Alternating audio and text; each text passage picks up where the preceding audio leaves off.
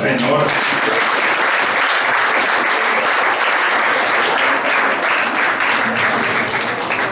Yo me he disfrutado tanto este devocional, porque yo he visto la cara del devocional que ustedes no vieron. La perspectiva desde acá era otra. Ay, Jehová, los hombres hay que orar. Pero nos gozamos por el ministerio de caballero. Después fuerte el aplauso a nuestra familia.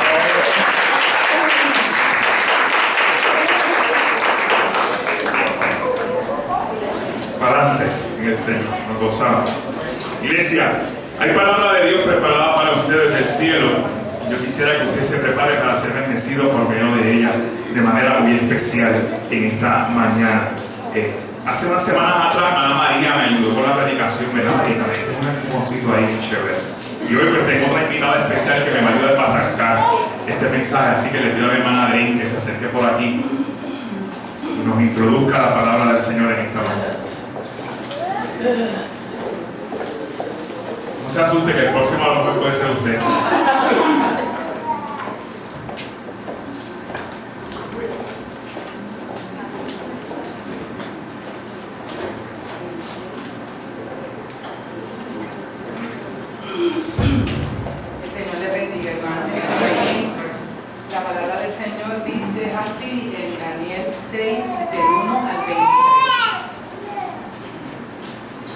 Para el control eficaz de su reino, Darío consideró prudente nombrar a 120 sátrapas y 3 administradores, uno de los cuales era Daniel.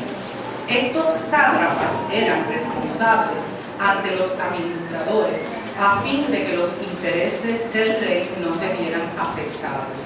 Y tanto se distinguió Daniel por sus extraordinarias cualidades administrativas que el rey pensó en ponerlo al frente de todo el reino. Entonces los administradores y los sátrapas empezaron a buscar algún motivo para acusar a Daniel de malos manejos en los negocios del reino. Sin embargo, no encontraron de qué acusarlo porque, lejos de ser corrupto o negligente, Daniel era un hombre digno de confianza. Por eso concluyeron: nunca encontraremos nada de qué acusar a Daniel a no ser algo relacionado con la ley de su Dios. Formaron entonces los administradores y sátrapas una comisión para ir a hablar con el rey y estando en su presencia le dijeron: que viva para siempre su majestad el rey Darío. Nosotros, los administradores reales, juntos con los prefectos, sátrapas, consejeros y gobernadores, convenimos en que su majestad debería emitir y confirmar un decreto que exija que durante los próximos 30 días sea arrojado al foso de los leones todo el que adore a cualquier dios u hombre que no sea su majestad. Expida usted ahora ese decreto y póngalo por escrito. Así, conforme a la ley de los medos y los persas, no podrá ser revocado. El rey Darío expidió el decreto y lo puso por escrito. Cuando Daniel se enteró de la publicación del decreto, se fue a su casa y subió a su dormitorio, cuyas ventanas se abrían en dirección a Jerusalén. Allí se arrodilló y se puso a orar y alabar a Dios, pues tenía por costumbre orar 3 veces al día.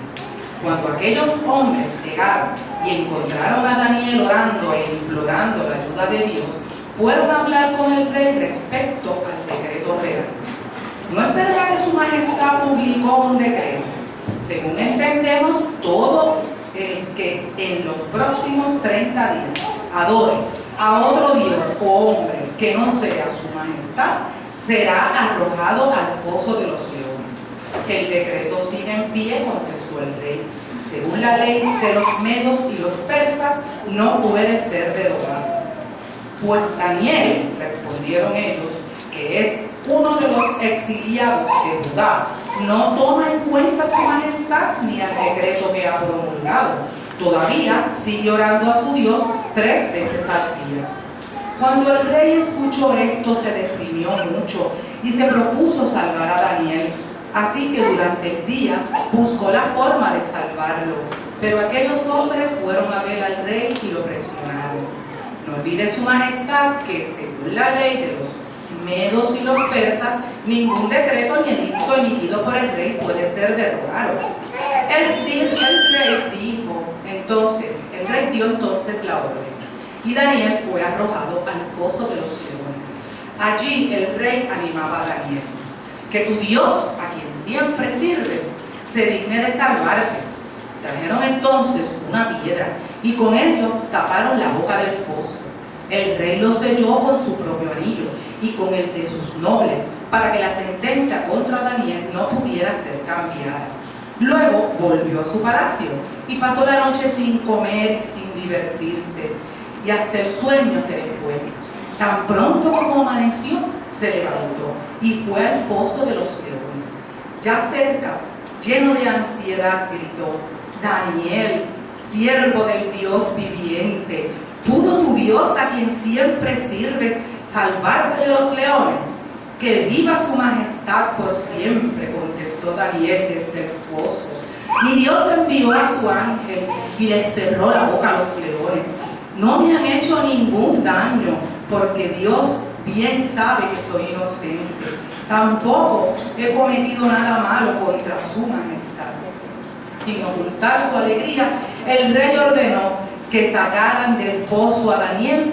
Cuando lo sacaron, no se le halló un solo rasguño, pues Daniel confiaba en su Dios.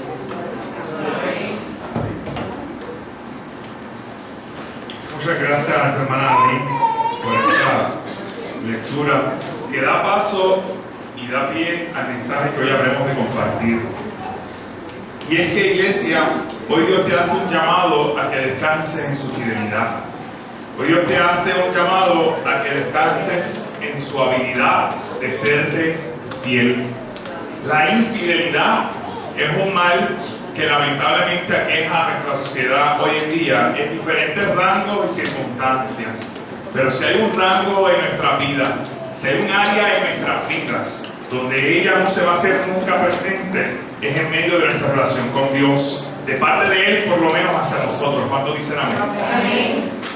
Este pasaje nos narra un acontecimiento que ciertamente es uno de los más pintorescos dentro del esquema de la palabra del Señor. Es bien difícil uno crecer en la iglesia sin que nos hablen acerca de la historia de Daniel y la fosa de los leones. Y ciertamente hay tantas enseñanzas encerradas en este acontecimiento que se pudieran ligar estrechamente a nuestro estilo de vida actual. Y es por eso que hoy lo usamos como base para ministrar a tu corazón. Es necesario que en este tiempo que estamos viviendo, iglesia, nosotros podamos lanzarnos a esta calle convencidos de quién estamos confiados, convencidos de que nuestra confianza y nuestra fe no está siendo ejecutada en vano, y que la garantía de una respuesta de un Dios que es fiel por encima de todas las cosas es real y es 100% segura. ¿Cuántos están conmigo? Amén. Así que ciertamente vemos este proceso, y quise que se leyera todo este pasaje desde el verso 1 hasta el verso 23 para que no se nos escapara un solo detalle. En primer lugar, tenemos a Daniel siendo reconocido en su liderazgo, siendo reconocido inclusive en el aspecto de su fe, porque muy a pesar de que este gran rey no estaba en la postura de Daniel con respecto a su fe y su credibilidad en Dios, respetaba su fe, respetaba su credibilidad en su Dios, y no buscaba la manera de incluirse en esa área. Sin embargo, un rey, obviamente como tantos en aquella época, sumergido en sus ambiciones, en sus deseos de ser destacado en lo que hacía, se dejó llevar y manipular por estos otros líderes que llamaban los sátrapas, y ese nombre que yo digo que eso suena a trapo, ¿verdad? Parece que eso mismo era lo que hacía trapear. Oiga, y esa gente se pusieron de acuerdo porque ¿por qué se pusieron de acuerdo? Y aquí viene nuestra primera enseñanza. ¿Por qué se pusieron de acuerdo estos hombres? Porque no hallaban manera humana de poder condenar a Daniel. Daniel era tan bueno en lo que hacía, Daniel era tan fiel a su fe que daba un testimonio justo. daba un testimonio limpio a quienes lo miraban, a quienes lo seguían. Y estos hombres estaban llenos definitivamente de un sentimiento de vida que los embarcaba y que les hacía pensar: este hombre no puede ser tan perfecto, tiene que haber alguna falta en él. Pero como no encontraron ninguna, entonces se idearon este elemento, este engaño. Pero fíjense que está enmarcado en uno de los aspectos de fidelidad de Daniel. Oye, este hombre no falla en sus oraciones para con su Dios, este hombre no falla en intimar con su Dios, este hombre tiene una fe tan sólida que si logramos que eso que él hace se convierta en un delito, lo vamos a hacer caer. Miren qué interesante. Se levanta el enemigo para que se convierta en delito lo que Daniel venía haciendo desde el inicio de su fe: comunicarse con su Dios. Cualquier parecido a la realidad, pura coincidencia. ¿Qué interés es el que tiene el enemigo de, por medio de los elementos circunstanciales de la vida cotidiana, lograr que lo que es correcto a los ojos de Dios se convierta en incorrecto, para que los que hacemos el bien quedemos mal, mientras los que hacen el mal sean justificados? ¿Alguien lo está recibiendo? Amén.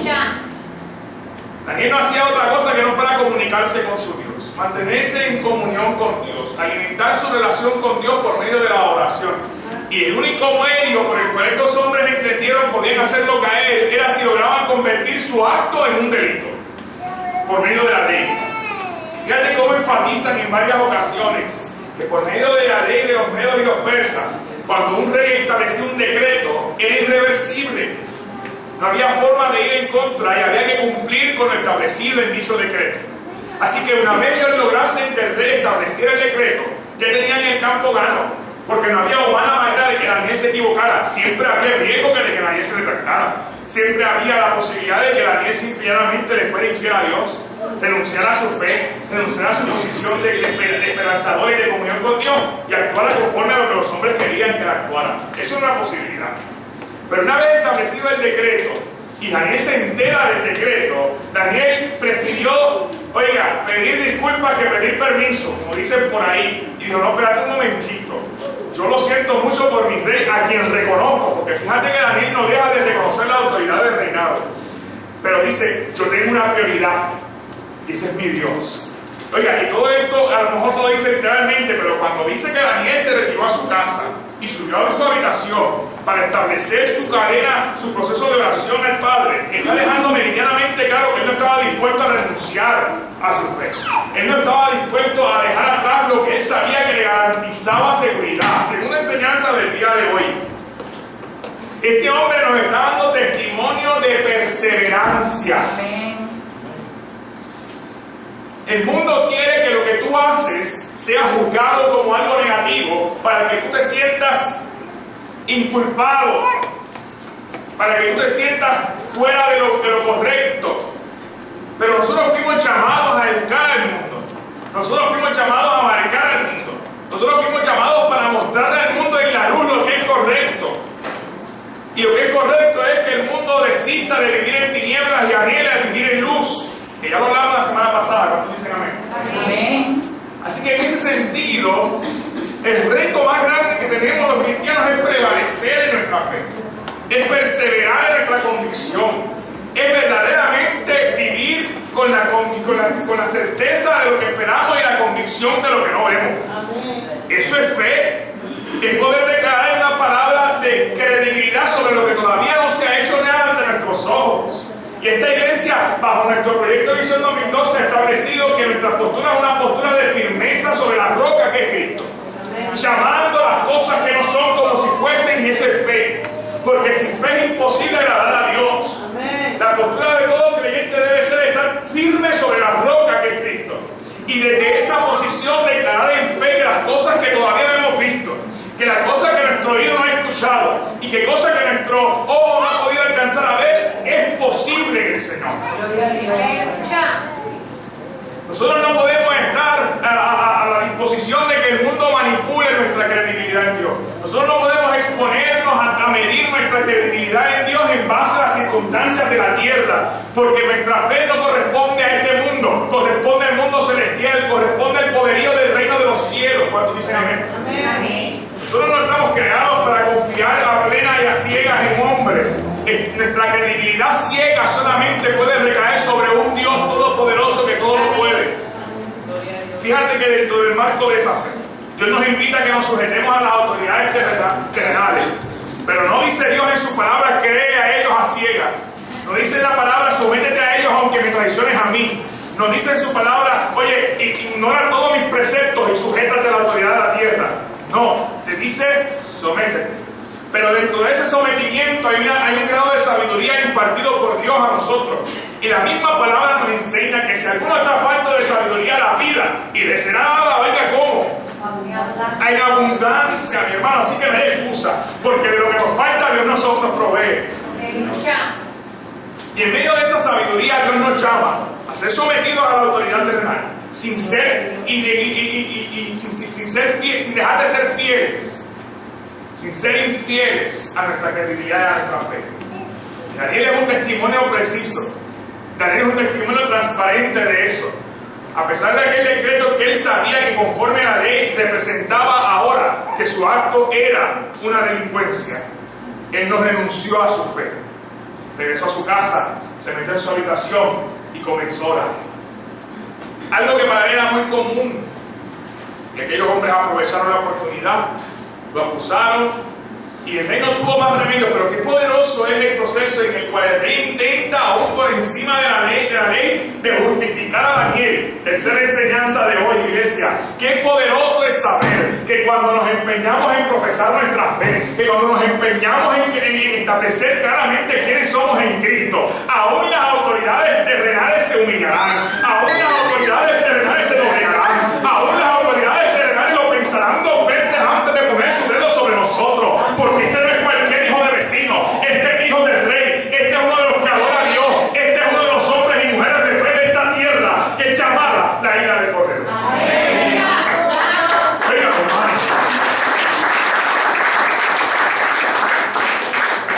Yo anhelo el día en que las autoridades de esta tierra y particularmente de Puerto Rico puedan inclinar sus rostros ante la presencia del Señor sin vergüenza. Puedan inclinar sus rostros y levantar sus manos en adoración ante el Padre sin ningún tipo de inquietud de a quién afectan y a quién no. Yo aplaudo el acto del alcalde de Arecibo, que convocó por medio de decreto poderoso para que no fuera reversible. Por medio de decreto, el alcalde de Arecibo, vaya la redundancia, decretó 40 días de ayuda y oración en la ciudad de Arecibo. Y preparó un salón de la ciudad para que toda la gente que quisiera ir a orar todas las mañanas, todas las madrugadas, se dieran cita allí a orar por 40 días. Y dice en la grabación que este hombre en la entrevista, que él declaraba en fe que grandes cosas iban a pasar en Arecibo y que desde Arecibo se iban a extender a todo Puerto Rico, porque la palabra dice, si se humillara mi pueblo, por el cual mi nombre es invocado, yo les... ¡Ay, santo Jehová! Sí, Señor. Y no solamente dice que oirá, dice que perdonará sus pecados y sanará sus heridas. Yo no entiendo que están esperando los demás alcaldes, de verdad que no entiendo. Yo estoy a punto de dar una cita ya en el municipio de Carolina. Y voy a ir. No veo qué es lo que estamos esperando. Puerto Rico necesita un cambio y lo voy a decir una vez más como lo llevo diciendo hace varios domingos. Ese cambio va a nacer de la iglesia. Ese cambio va a surgir de nosotros. Porque por medio de nosotros Dios va a hacer una implosión de gloria en este lugar. Nosotros no fuimos llamados para vivir en agonía, para vivir en una persecución constante, para vivir esperando el fin de los tiempos, para vivir enfocados solamente en 2012, cuando hablo de 2012 hablo de la visión, hablo de la película, o en el Apocalipsis, según Hollywood lo presenta, o en el Armagedón, o en todas estas cosas. Todo eso son elementos circunstanciales que han sido manipulados por los hombres para enfocar la visión humana en otra dirección, mientras que a nosotros nos ha sido dada una palabra de justicia, nos ha sido dada una palabra de misericordia, nos ha sido dada una palabra de salvación, una palabra de esperanza. Él dijo que volverá y que volverá por su pueblo. Los muertos resucitarán primero y luego juntamente con ellos nosotros entraremos en gloria y disfrutaremos de la gracia, de la salvación y de la vida eterna. Y es tiempo de que nos demos cuenta de que su palabra tiene todos los elementos para instruirnos en esta verdad. sin dejar nada afuera. 3 elementos hemos destacado hasta el momento a través de la historia de Daniel.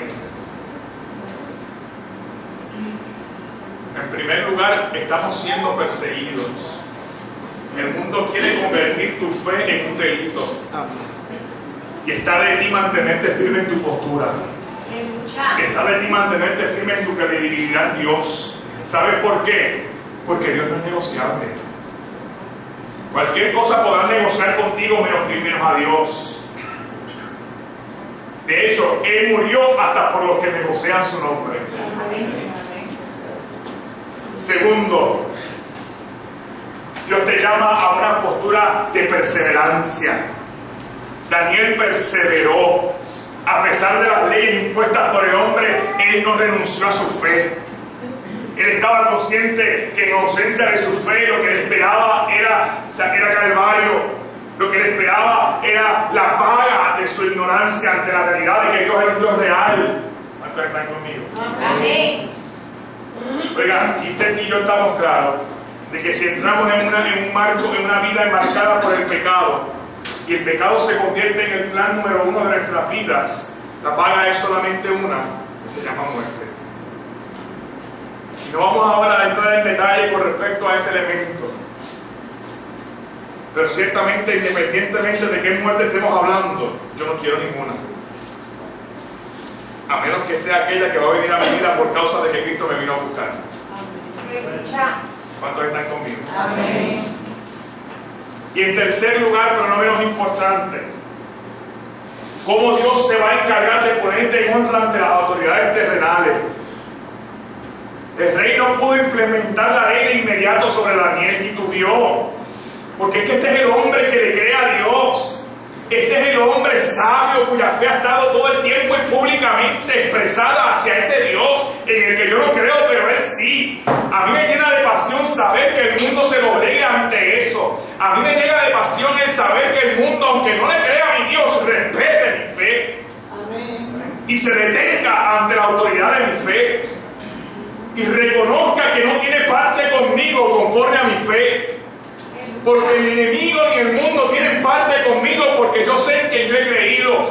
Amén. Hay problemas, iglesia, hay problemas porque hay cristianos que no tienen esa convicción y negocian su fe con el mundo y se doblegan ante el mundo, dejando la autoridad que su fe les ha delegado en manos del mundo. Hombres y mujeres que dejan que el mundo hable por usted o hable por ellos, perdón. Hombres y mujeres que prefieren que la sociedad sea la que imponga valores en tu casa, mientras que Dios te ha dado unos valores irreversibles. Nosotros hemos sido llamados a ser espejo de Cristo, cuales hijos amados de Dios Altísimo. Estamos haciendo nuestro trabajo, estamos ejecutando nuestra misión, estamos respetando a nuestras esposas como merecen, estamos honrando a nuestros esposos como merecen, estamos educando a nuestros hijos en un marco de familia de Cristo. Estamos dando testimonio en nuestras aulas de trabajo y en nuestras aulas escolares. Estamos dando testimonio en nuestro andar diario, en el supermercado, con el vecino de la urbanización. ¿Estamos verdaderamente proyectando una esperanza para este mundo? ¿O seguimos llevando el testimonio de una iglesia infructuosa, que solamente habla pero no opera, que solamente proyecta pero no da, que solamente alardea pero no produce? Esa no es la iglesia para la que yo sirvo. Esa no es la iglesia en la que yo convivo. Esa no es la iglesia en la que Dios me llamó a levantar. La iglesia en la que yo convivo, en la que creo y aquella que Dios me dio el privilegio de pastorear, es una iglesia consciente. Es una iglesia que levanta sus ojos al cielo en el momento de la necesidad porque sabe que lo que tú no eres capaz de hacer, Dios lo puede hacer. Es una iglesia que está convencida de que lo que nuestros ojos todavía no han visto, en las manos de Dios es posible. Es una iglesia que cuando ve la tempestad agitarse, en lugar de encerrarse y cerrar los ojos, comienza a clamar al cielo porque sabe que Dios tiene algo grande para nosotros. El tiempo que hemos sido llamados a vivir es duro, pero no tan duro como mi Dios. Porque no hay nadie como mi Dios. No hay nadie. Amén. Finalmente el rey cede a la autoridad de su propia ley y condena a Daniel a la fosa de los leones, pero todavía su capacidad de honrar la fe de Daniel era tal que allá estando Daniel dentro de la fosa se inclinó y le dijo: Daniel, clama a tu Dios que te salve él ahora. Y sabe que el texto no muestra señal alguna de hipocresía. El texto no revela una actitud arrogante de parte del rey. Fíjate que inclusive el término que utiliza es que el rey animaba a Daniel diciéndole: ahora clama a tu Dios, pide auxilio, este es el momento, Daniel, prueba tu fe. El hombre que representaba al mundo, el hombre que representaba las leyes terrenales, el hombre que representaba lo contrario a lo que es la autoridad que viene del cielo, escúchame bien, le decía a este hombre: este es tu momento, clama a tu Dios, que se manifieste tu Dios, este es el momento para que todos sepan en quién tú has creído.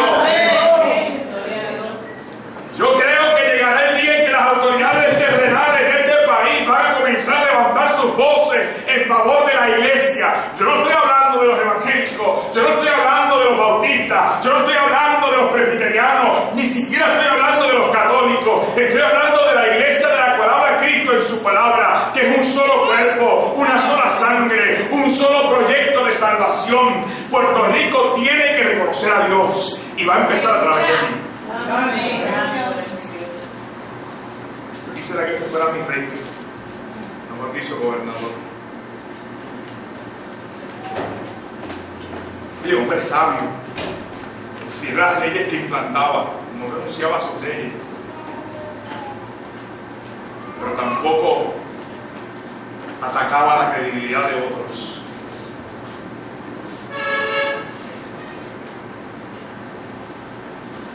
¿Cuántos están conmigo? Amén. La narrativa es clara.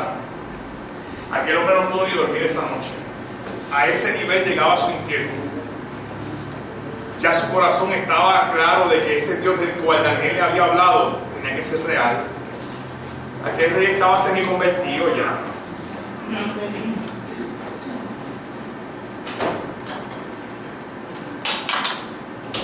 Yo me imagino que en un momento dado de la noche se tiene que haber escapado hasta una oracióncita. Dentro de la desesperación de la noche, imagínate que ni comió.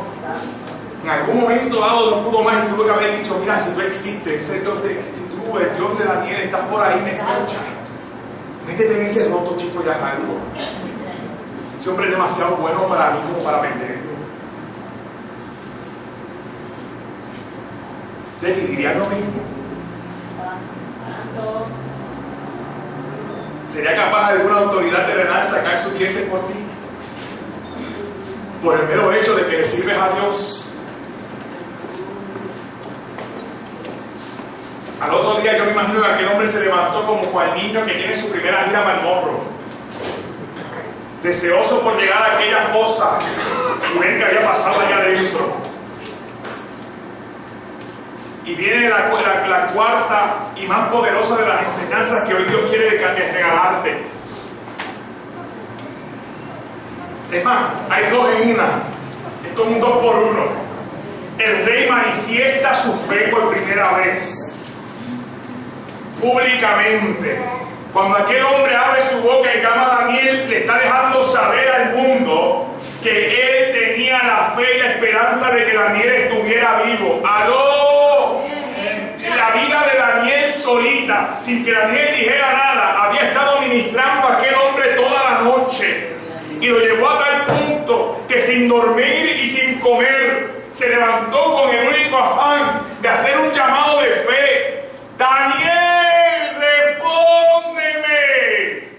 Oye, yo quiero escuchar a alguien llamar mi nombre, a un incrédulo decir: Jaime, contéstame, dime que tu fe te salvó, dime que tu fe te levantó, dime que tu Dios te respondió, dímelo. Yo quiero empezar a escuchar al mundo, cuestionarme acerca del poder de Dios en mi vida. Yo quiero escuchar al mundo, preguntarme si Dios me regaló mi milagro. Yo quiero que el mundo me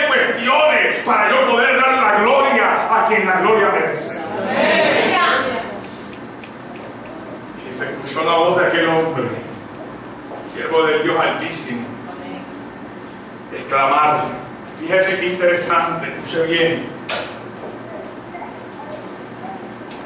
Gloria a Dios. Daniel pudo haber empezado con una mera adoración, pero lo que hizo fue reconocer a su rey primero.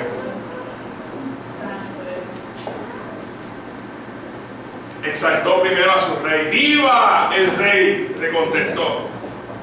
Y después dijo: mi Dios me ha salvado, que envió a su ángel a este lugar, que cerró la boca de los leones. Aquí estoy esperando que me saquen. Dice el texto que el rey no pudo disimular el gozo. Aleluya. Qué tremendo es cuando el mundo responde con gozo a la mano de Dios obrando. Yo no sé si usted sabe de lo que yo le estoy hablando. Oye, cuando vienen los incrédulos y te dicen: oye, ¿tú qué crees en Dios? Ora por mi matrimonio. Y semanas después vienen y te dicen con una sonrisa: yo no sé si tú me oraste, pero mi matrimonio lo ha abierto en popa. Ese Dios al que tú le sirves funciona.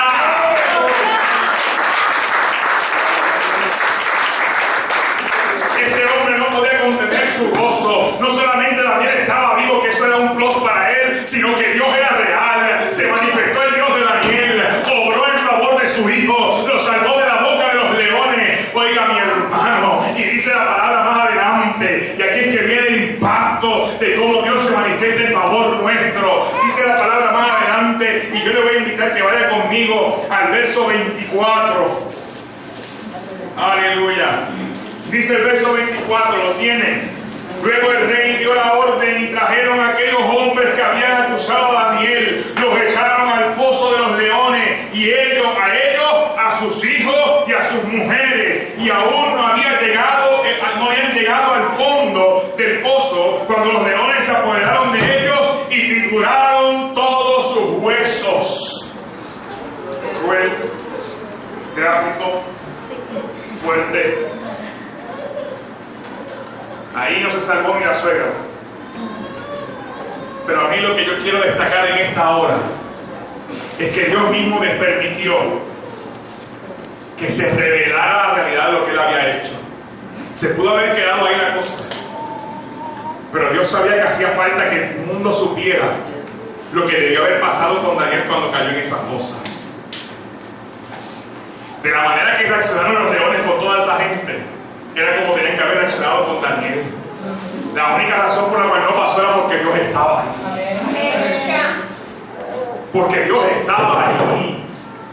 Y aquellos hombres que representaban la autoridad y que se creyeron que se las sabían todas, convirtiendo la fe de Daniel en un delito, estaban ausentes y carentes de Dios. Y cuando cayeron en aquella fosa, el ángel salió corriendo. Dijo: déjame ver aquí antes de que me coman a mí también.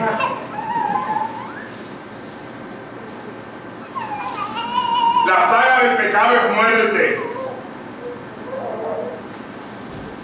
Y no importando, repito, si fuéramos a definir el concepto de muerte, pudiéramos estar aquí todo un día.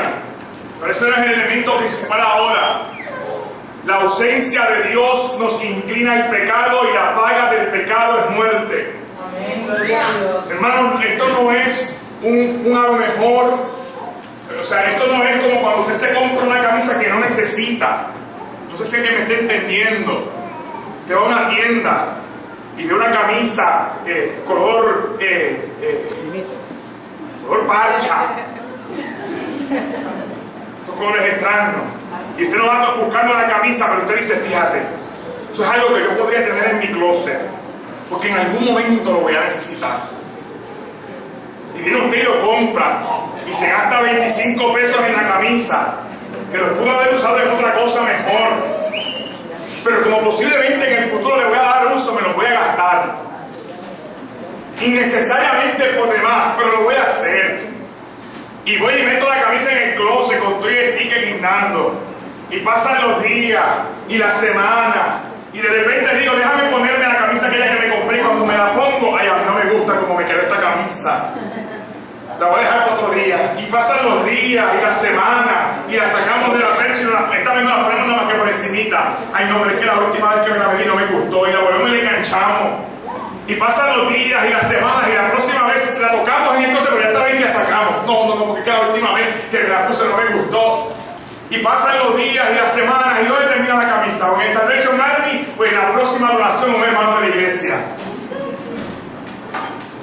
Coge la que está nuevecita, mira, tiene hasta la etiqueta. No deje de donarle a sus hermanos el Espíritu me dirige, ¿sabe? Dios no es una camisa que podemos comprar a precio especial para ver cuándo la vamos a necesitar. Y mientras, tenerla metida en el closet, a ver cuándo me va a ser útil. Y si no me queda bien, no me la pongo. Y si no me gusta, no me la llevo. Y si no quiero, la regalo. Ese no es Dios. Dios es dueño y Señor de tu vida. Él te diseñó, Él te creó, Él te dio imagen y semejanza suya. Él puso los pensamientos en tu cabeza y el palpitar de tu corazón lo activó Él. Dios es quien gobierna sobre esta tierra, aunque el mundo quiera decir lo contrario. Si lo tratas como una camisa de especial, vas a quedar como una camisa de especial, descartado.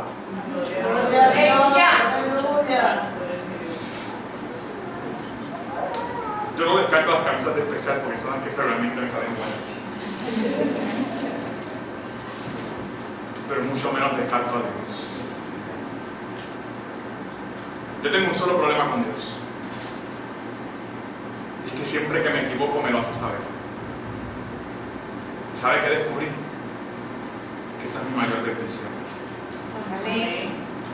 Que Dios me haga reconocer mis faltas. Porque en el reconocimiento de ellas se manifiesta su gracia. Fíjate que dice, bástale mi gracia porque mi poder se perfecciona en tu debilidad. Cuando yo me equivoco en mi debilidad, Dios se manifiesta en su grandeza. Y no busco equivocarme para que Dios se manifieste. Esa no es la táctica. Pero una certeza tengo. Si Él está conmigo, ¿quién contra mí?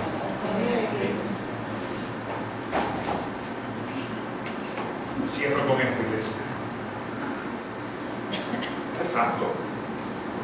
No, perdón, seguí. Exacto, en serio, ahora. Y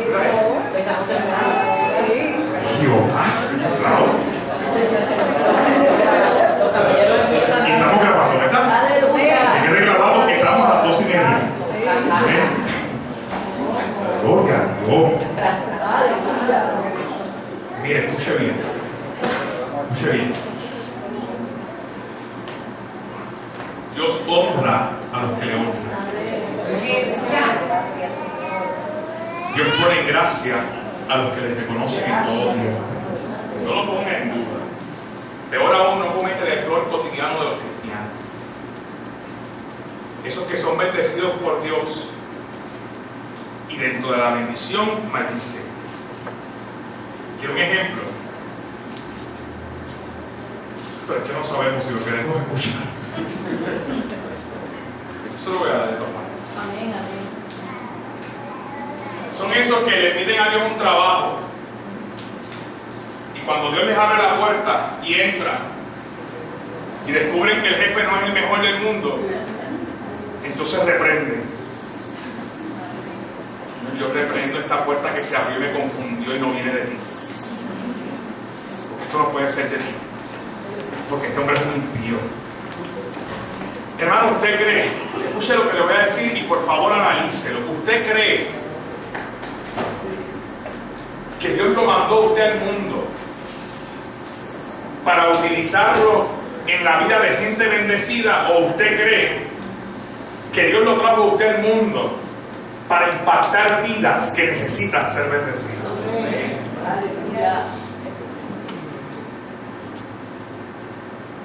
Si usted, mire, yo sé la bendición que debe ser tener un jefe cristiano. Eso debe ser una bendición enorme. Enorme. Pero imagínese usted, Dios llamó a la iglesia a salvar vidas. Correcto, estoy bien. Y la iglesia tiene la responsabilidad de evangelizar, de ministrar los domingos, los estudios bíblicos de la semana, de ejecutar todos los ministerios a favor del mundo. ¿Está conmigo, verdad? Amén. Si encima de eso Dios lo va a llevar a usted a un lugar a trabajar donde el jefe sea cristiano, todo el mundo sea cristiano, pues gloria a Dios, qué bueno, chévere por usted, le tocó. Pero las posibilidades son de que usted va a caer en un lugar donde haya necesidad, Porque Dios a usted no lo puede engavetar después del culto del domingo. Lo tiene que mandar a trabajar. Lo tiene que mandar a producir vidas. Lo tiene que mandar a testificar. Lo tiene que mandar a cambiar formas de pensar. Dios lo tiene que exponer a usted ante gente incrédula, malcriada, gente insoportable, gente que no tengan deseos de vivir, gente que tenga un concepto de la vida adverso a lo que Dios tiene para ellos. Esa es la gente que Dios quiere que se presenten ante usted, para que por medio de usted conozcan a Cristo, sepan lo que es vivir en Cristo y deseen vivir en Cristo como usted se supone que esté viviendo en Cristo. Oiga, a mí se me hacía difícil al principio entenderlo, pero cada día me convenzo más de que es un hecho. Y créanme, hay gente que vive con cristianos, trabajan con cristianos y su vida está rodeada de cristianos, y gloria a Dios por eso. No es que se portaron mejor que usted, es que les tocó. Pero cuando usted es lanzado a un campo de trabajo secular, donde permea la discordia, donde permean las malas intenciones, donde abunda el carácter agresivo, donde no hay reconocimiento de fe alguna e inclusive en ocasiones es marginado el que tiene fe, ese es el lugar donde Dios quiere que tú brilles. Y perdóname que te diga lo que te voy a decir, y no sé ni para quién lo voy a decir, pero si has estado orando para que Dios te saque y el tiempo se está atrasando, yo creo que Dios te está hablando. Eso no sé de dónde salió. Y no quiero abrogar, no quiero opacar y no quiero difundir la fe de nadie. Es posible que te den salida cuando hagas lo que tenías que hacer en ese lugar. Créame, yo llevo 10 años orando.